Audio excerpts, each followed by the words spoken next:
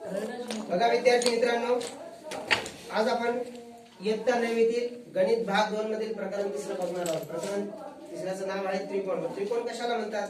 कोण सांगतो मला? सांग.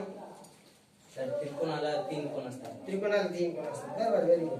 म्हणजे एका सरळ रेषेत नसलेले 3 बिंदू सरळ रेषांनी जोडून तयार झालेल्या आकृतीस त्रिकोण असं म्हणतात. म्हणजे मी या ठिकाणी बघा, तीन एका रेषेत नाही, 2 3 तीन बिंदू घेतले. याला ए नाव दिलं, याला बी नाव दिलं, याला सी नाव दिलं. काय केलं आपण? सर्व बिंदू एकमेकांना सरळ रेषेने जोडले. ए बी बिंदू जोडला, बी सी बिंदू जोडला आणि ए सी बिंदू जोडला. लक्षात? आता बघा, या ठिकाणी त्रिकोण तयार झाले. त्रिकोणात ज्या रेषा सरळ रेषांनी जे बिंदू जोडले, ही जी रेषा आहे तिला काय म्हणणार? बाजू. सांग मला त्रिकोणाची बाजू सांग. बाजू AB. बाजू ए बी. Very good. पैस खाली.